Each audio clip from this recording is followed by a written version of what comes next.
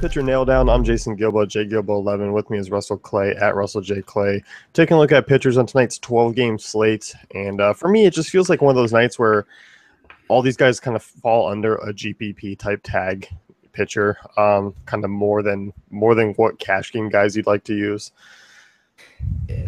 So basically end every sentence with air quotes in a GPP. Well, it just seems, I mean, you're just running through some of these guys. I mean, some of them, they're not in perfect matchups. Some of them aren't consistent enough. It just seems like no one's really, like, there's not that standout option tonight. And we are a pro Pomeran PPP, a pro Pomeranz pod, but I'm not anymore. No, I'm saying I'm done. Generally speak. Oh, you're out of the club. I'm done. Yeah, get me out of here. Tonight, you're out. No, he does not look good. I know it's a good matchup. We'll talk about him a little bit later, but yeah, I'm out, man. So we're no longer a PPP pro Pomeranz pod. No, it's a bummer. And I guess it was a good run, you know? And we got our buddy Chase on the hill, so you know, things are looking up. See, I felt like when I saw that trade, and like I remember you, because we were just typing in all caps like Pomeranz to the Sox, like when that happened. I thought it was huge. And I think I let myself get in the way of. Obviously, he's been great in DFS when he was with the Padres. I mean, he was just solid. Like you could plug him in and feel really good about him. And like I think I let that get in the way of feeling that he's going to be a great addition for the Sox, and forgot about everything else that baseball comes with, and just was like, okay. Maybe he's not going to work out here. Which is what? Transferring over to the AL division, coming from the NL, is still a tough thing to do. The ballparks, I mean, he just hasn't really looked exactly the same. I don't know what it is. And Boston, media-wise, Boston is just a whole different animal. So yeah, I totally agree. But yeah, I mean, whatever. Yeah, I mean, we'll dive into him a little bit more. Pirates and Padres first game, Ryan Vogelsong versus Edwin Jackson. Pittsburgh minus 160 favorites. Two very mediocre right-handed pitching options here. I'm not really on him. Vogelsong, I mean, is relatively expensive for someone who's not good by his standards. I'm just kind of staying away. You know, Vogelsong did well in that last matchup with the Braves team on a 7-game slate, and you were kind of like forced to at least like do some deep thinking about whether you want to start him or not. But on 12 games, there's just you don't need to do it. Like it did work out if you played him that last time, and it wasn't even necessarily a bad process. But this time, nah, there's just no need. Like, there are other fun options, you know? It's just not needed. No, I don't think so, especially at that price tag. I mean, 8,300. A Padres team that obviously is a weak lineup, but there's still guys that can get to bad right-handers, and especially with a couple of those power lefties, which Vogelsong does struggle with left-handers. It's still something I'm not particularly fond of. And he only threw 83 pitches. I mean, he was obviously efficient, but if he's on a pitch count and he doesn't have those efficient outings, it's going to be shorter. Yeah, definitely there with you. Overall, I mean, it's not the worst move, but there are definitely better options even in his value range. And how far has like Felix Hernandez fallen? Vogelsong's only 100 less than Hernandez on DK. I mean, not that I'm using Hernandez, but it's just funny to see a name of his stature. I know. There. You have to wonder if it's just like a 1-year thing. You know, or I mean, I guess it's been a little more than a year at this stage, but does he come out of this done? Is he going to be Prince Fielder and just retire? You know, he's just some guy who's just been trending in a downwards direction for a long time. It's happened earlier than I expected, but it does just seem off. Right. It's weird. As far as Edwin Jackson goes, he's obviously a cheap option. Not a guy who I'm looking to use even at a cheap price tag. I just don't feel like you need to really dive down tonight. I think there's enough mid-value guys to target. Agreed. So, moving on to the next game here, you have the Rays and Blue Jays. J.A. Happ versus Blake Snell, two lefties on the hill. J.A. Happ has been one of the more consistent pitching options among the guys tonight. Not a fan of the price tag. He's also a guy who really hasn't had any success against the Rays in 3 starts this year. 13 earned runs over 14 innings pitched. And the Rays are good against left-handed, pitching. They have a ton of righties, a top half team. They do have a high strikeout rate.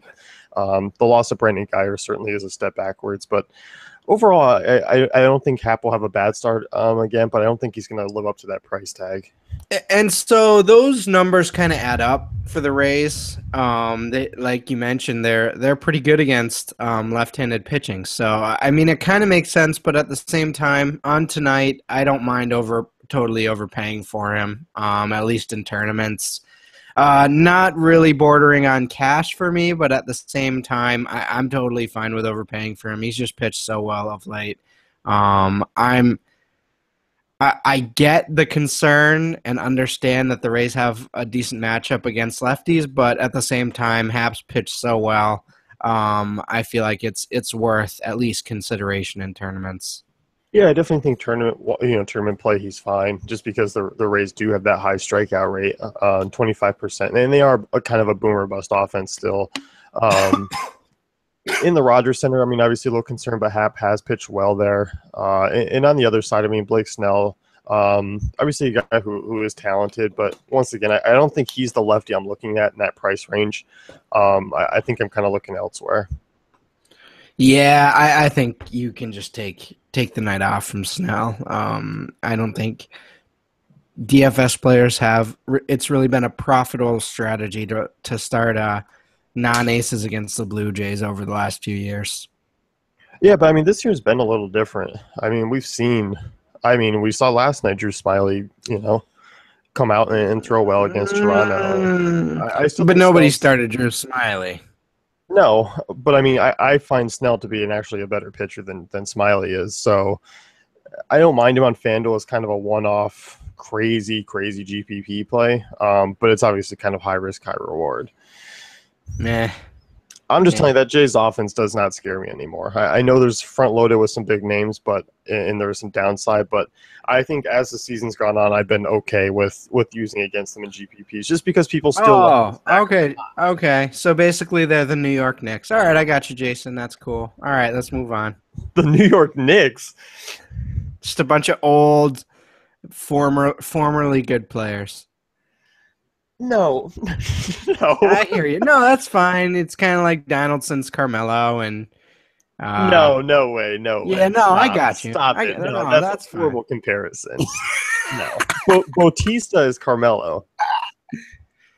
Carmelo, and Encarnacion is Derek Fisher. Yeah. No, that's cool. Devin Travis is like Jeremy Lin, where he's good on some days. No, I'm just kidding. But yeah, no, they certainly haven't been what you've expected or looked for from them. But Vegas still trusts them, and the name power still scares me off this matchup.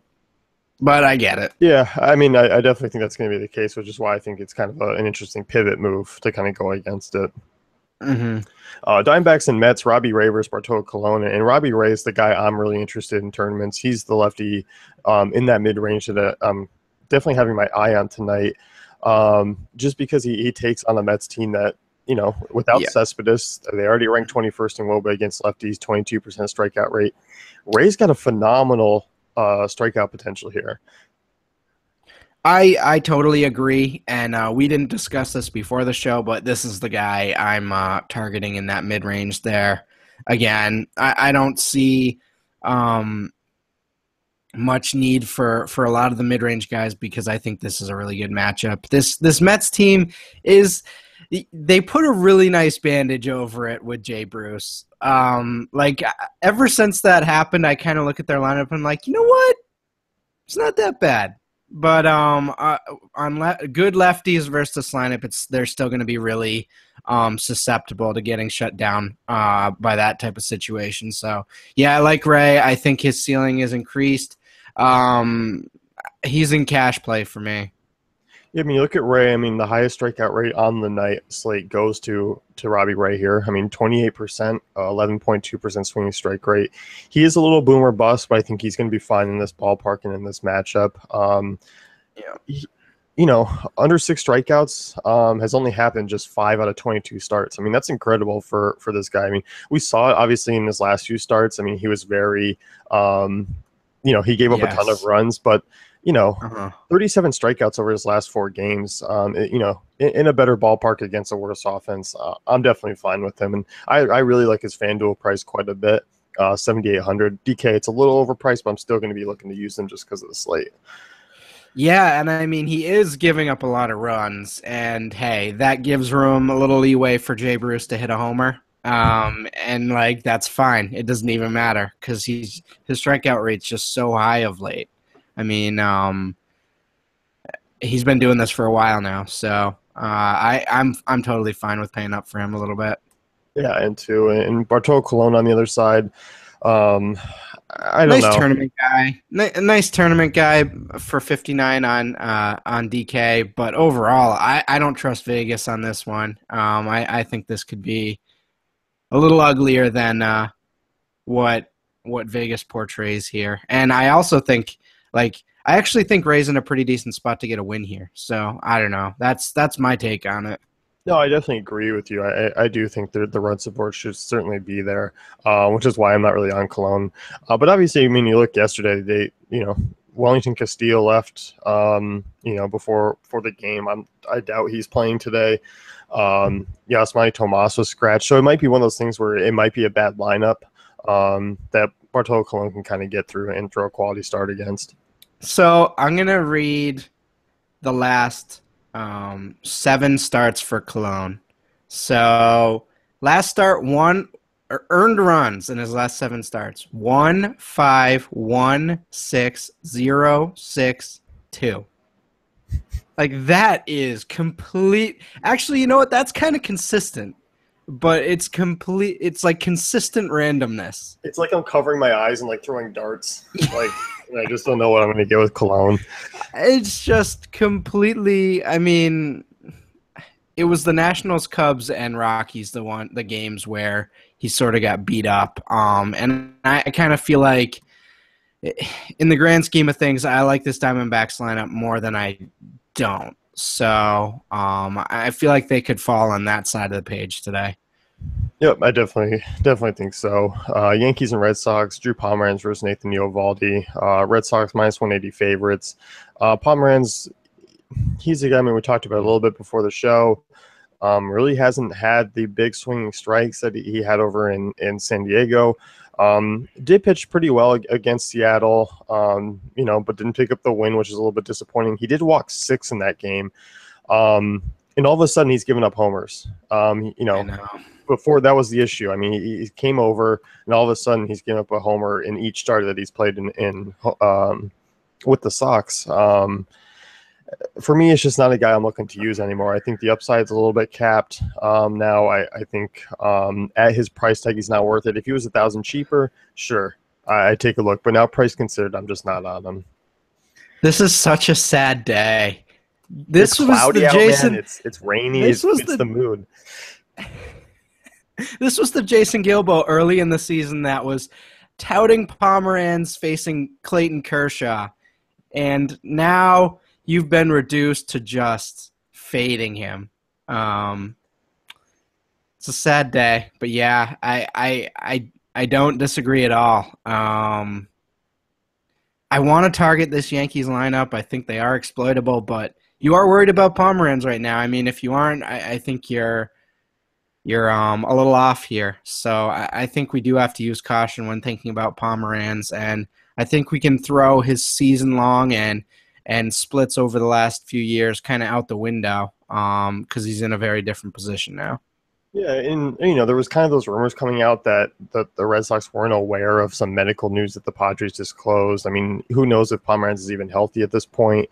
It's all something to kind of consider. I mean, obviously, he's in a great matchup. I still think he's a fine GPP option. I'm not going to look at him in cash games just because, as we mentioned, I mean, the Yankees, this is an exploitable matchup, and Pomeranz will have a lot of lefty-on-lefty matchups, and there's really no real righty potential in there to kind of take him deep, especially in that back half. It's nothing intriguing. So GPP at play most. I think, if this was a different slate with different pitching, he'd be completely off the board for me. But because there's a lot of averageness going around, he does stand out a little bit still. And you can raise that floor a little bit because I'd say a win's likely with Nathan Eovaldi on the hill. You're not playing him on either site against this Red Sox lineup. No, I'm definitely not. Eovaldi's a guy who struggles too much with left-handers. Has not pitched well against the Sox throughout his career. So I'm staying away. Yeah. Reds and Cardinals next year. Jaime Garcia versus Anthony Desclafani. Garcia coming off his best start of the season. Tremendous outing. 8 innings, 11 strikeouts against the Braves. Going to get another nice matchup here against the Reds. I'm okay with him in tournaments just because that price tag is pretty low still. But he's a guy who really isn't consistent enough for me in cash games. I can understand using him probably as an SP2. I don't mind that, I guess. Isn't it nice when just like analysis works out? Like that's what he was supposed to do in that matchup. Not that extreme, but like he paid you off, Like that's what he was kind of supposed to do. So I appreciate that. Yeah, I like this matchup for him, but again, he has been inconsistent this year. It is a good matchup, especially with sort of some of the lefties at the top here. But overall, I think I'm a little worried about sort of the Reds kind of chipping away at him throughout the outing here. So I don't mind the prices, but I am keeping him strictly to tournaments. Yeah, I am too. I mean, even though the Reds rank 27th in WOBA against lefties, and they do have a high strikeout rate, 23.5%, we've seen this team kind of chip away, and they have been better in the second half, and they have kind of gotten to teams a little bit, especially here over the last week and a half or so. If you targeted pitchers against them, they really haven't been that successful plays. So I'm kind of heading into tonight looking at it as kind of a similar outcome, but obviously there is still a high upside chance that Garcia can come away with a win and kind of come away with a decent amount of strikeouts. Definitely, yeah. As far as Desclafani goes, I'm not looking to use him at that price tag. Struggles a little bit with lefties, and obviously you're facing, 3 good ones at the top of that lineup mixed in with Piscotty and Holiday. I'm just kind of staying away. Yeah, on paper, it's kind of intriguing, but yeah, overall, I don't think you can touch him at that price. Maybe if he was 1,000 less on DK, I would think about it. FanDuel 81, it gets more intriguing, but I still don't think you can touch him, even really in tournaments. Yeah, I don't think so either. Just the price is just something that I'd rather roll with Ray. I just think there's a couple other intriguing GPP guys. Mm-hmm. Rockies and Rangers next year. This game's in Texas, not Coors, as they still play each other. Martin Perez, Jorge De La Rosa. 2 bad lefties on the hill in Texas. I mean, Texas is obviously still a top 10 hitters park. This is just kind of an easy fade, and I think you're looking at really a lot of offense here. Yeah, I mean, Rangers projected for 6 runs here. You really worry about those righties for De La Rosa, so I don't see that working out for him. And on the same side, you got to worry about Arenado a little bit here. I'm not totally in on the Rockies, but Martin Perez is not a guy you want to be starting in DFS. That's for sure. No, I don't think so either. And it's odd. The Texas Rangers, I mean, they're projected for more runs than I saw in the Coors game. At home. They're out of Coors and they're projected for more. So obviously De La Rosa is not really a guy you're looking to target. No. Angels and Cubs next year. Jason Hamill versus Ricky Nolasco. I'm a big fan of Jason Hamill tonight in the sense of he's probably going to get you a win and a quality start. Nothing flashy about him. Not a big strikeout guy. But as a minus 191 favorite at home where he's pitched very well this year, I'm okay with him at that price in cash. I agree. I think he's a borderline cash arm for me. Obviously been pitching really well of late. Ever since sort of that Mets game, I mean, he's been on fire. So this isn't a team to sort of worry about. Trout can do whatever he wants, but I just don't see the rest of this lineup doing anything. So yeah, at his price, with the Cubs lineup considered behind him, with Nolasco on the hill, this one seems pretty straightforward to me. Yeah, and as you mentioned, pitching really well. I mean, the second half, 1.50 ERA over 24 innings, 21 strikeouts. And at home, I mean, 2.24 ERA, holding teams to a 263 WOBA. I like him a lot here. And I was I was actually surprised that his price was this low. I'm glad it is at 8K because there isn't a ton of upside. I'm definitely more about it just because if he was priced in the 9K range, I'd probably be a little not as optimistic with him, but at that price, I like him quite a bit. And even the 9K on FanDuel, I'm okay with. I think both sides he's totally cash game viable. Yeah, I think so too. Because if you look up top, I mean, outside of Pomeranz, Verlander and Hernandez are not necessarily heavy favorites. I mean, that game's certainly almost a pick 'em. So when that 12 points comes into play, I mean, and Verlander doesn't get that, and if maybe he doesn't quite have that strikeout upside, paying off that 10K is a little bit more difficult. Yeah, and if Ricky Nolasco somehow finds his way into a decent start, I'm going to be angry because that's not what he does. So go away, Ricky. We're not playing you. Leave us alone. Yeah, I'm not looking to use him against this Cubs offense. No, definitely not. Astros and Twins next year. Houston are minus 130 favorites. Dallas Keuchel versus Irvin Santana.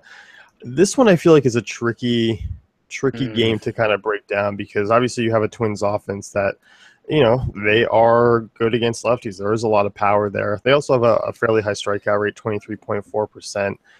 Keuchel obviously is a guy who, I mean, started out the season very poorly, has kind of bounced back and looked decent. Still at a cheap price tag. Coming off a great start against Texas. I'm a little hesitant just because he has struggled on the road this season, and there's a lot of right-handed bats that can certainly get to him. And I actually kind of like Irvin Santana more. That's a really weird matchup for Keuchel. I have my reservations. Obviously, coming off the huge game, or huge outing last time out, but that's kind of a tough matchup. And I'm not even necessarily worried about Max Kepler today, but it's just like the righties in that lineup. We've seen them beat up lefties this year. He's a perfect tournament play to me. Relatively cheap. Does have some reasonable strikeout upside, and the Twins are a below average offense overall. So I do like the matchup. I just think there is reasons that he's a pure tournament play. Yeah, I think so too. And on the other side, I mean, Santana, I feel like is a perfect GPP play tonight. Just because his average strikeout rate isn't going to pop off the charts against this Houston team. But given the fact that Houston does have a 24% strikeout rate against righties, it puts him on the map. And Santana, I mean, obviously he's been pretty solid of late. I mean, he hasn't really had any true blow-ups. I don't know. I think that Santana's price there could be a decent start. We've seen it before. We've seen those high upside games out of him in the past. I'm okay with using him in tournaments because I do think he's going to get pretty low ownership. I agree. I like this game for pitching. So much for hitting in this game. But yeah, no, I do think both of these guys are very intriguing. Santana, you really like that price at 7,600. That's pretty intriguing on FanDuel. Yeah, it definitely is. So I think there's upside here in this game.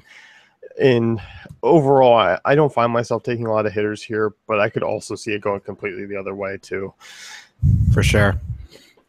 Looking at the next game here, you got the Braves and Brewers, Chase Anderson versus Joe De La Cruz. Both teams with relatively high totals.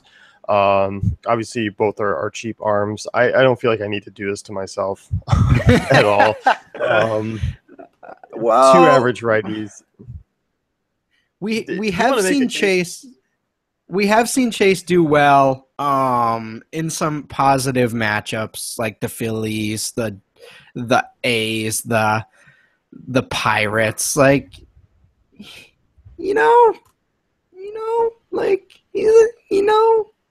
All right, I'll shut up. No, I'm letting you take the floor, man. I'm not in on either of these guys. Yeah, you don't want to start Chase against this lefty heavy lineup, but I mean he has done well against weak lineups this year, so there is that. Obviously, you're not playing Joel De La Cruz, so yeah, you're probably just glossing over this matchup and playing Freddie Freeman. Yeah, I definitely am. White Sox and Royals next year. Ian Candy versus Jose Quintana. Very low total here on both sides. Basically a pick 'em. Ian Candy, I think, is an intriguing GPP option given his price tag. I mean, he's not too expensive. He's a guy who's pitched better at home this year than on the road, and obviously he struggled against the White Sox in his first start. I'm okay with using him just because strikeout rate's been there. I mean, right around 25%. He is missing bats. Obviously, the home run potential there is there for the White Sox, but in Kauffman Stadium, I think that does help him out a little bit.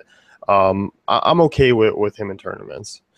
The Astros Twins pitching matchup was like the opening card, and this is like the main event of like solid tournament pitchers. I like both Kennedy and Quintana. I think they both have pretty solid upside tonight. And while Quintana is a little more expensive, I'm fine with paying up for him.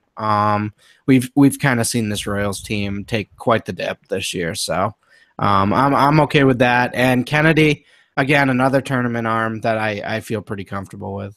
Yep, I definitely agree. Royals 19th in WOBA against lefties, 19.5% strikeout rate. Quintana's been fine against them. He's averaging just over a strikeout per inning against them through his starts this year. In that ballpark, I'm definitely fine. I think it's going to be a low scoring game. It's just a matter of who comes away with a win or who kind of gives up maybe that first mistake, and I think that might be it. Right. A's and Orioles here next. You got Ross Detweiler versus Giovanni Gallardo. This just screams mediocrity at its finest here with these two arms. I'm just staying away. I don't feel like I need to dive down to cheap arms tonight. The Rossweiler. How many times do you think he's been called that in his life? I'm going to say north of 100. Like a lot. A lot. That's the point. Yeah, no, we're not touching those guys. No, definitely not. The end. Yeah. The end. Tigers and Mariners last game of the night, Justin Verlander versus Felix Hernandez. And obviously another low-scoring game projected in Safeco. We've seen this series already be pretty low-scoring. Not really a ton of production on both sides. Verlander, I memean, obviously he's been one of the more consistent arms on the slate, but I hate his DraftKings price tag. 12.9, and that's just up there. I mean, that's where you see Jose Fernandez. That's where you see Madison Bumgarner, and I don't quite find him to be in that tier. Well, that's where Scherzer was yesterday. I guess the question you want to ask yourself is, on this slate, is it worth just overpaying for Verlander? I kind of lean no with some of the options we already went over, but it is in play. I am okay with it. We have seen this Mariners team kind of struggle against good pitching this year. So I'm okay with it, even though it is an overpay. But at the same time, he's not like the clear ace cash option that most of the time guys in that range are. Yeah, and that's the thing. I mean, FanDuel, I have no problem if you want to go with him, but I still think the win's a bigger issue there, given that you need those kind of 12 points. But obviously, he's been solid in matchups where he hasn't gotten the win. We saw that against Minnesota, where he still put up 48. So I'm more fine with him on FanDuel than I am over on DraftKings. I just think that price tag's at a level I don't want to play. I just feel like I'd rather get some hitters and go with some mid-tier options. And it, if it comes back to bite me and Verlander goes off for 30, then so be it. Yeah. I just think I'm kind of staying away. I agree. Felix Hernandez on the other side, I mean, obviously he's a guy who's been sort of wearing down. I mean, he hasn't had anything phenomenal. I mean, he's coming off a solid start against the Angels, coming a fine start against the Cubs. But overall, I mean, he hasn't been the most consistent guy. I'm okay with him in tournaments, just still at his price and still the potential, but he's not a cash game guy for me. Yeah, no, definitely not. 8,400 for Felix, you like that, but overall, not a lineup I'm really trying to exploit here. No, I don't think so either. So that's going to wrap things up with the pitcher nail down. Be sure to check out thefantasycafe.com for all our great tools and content.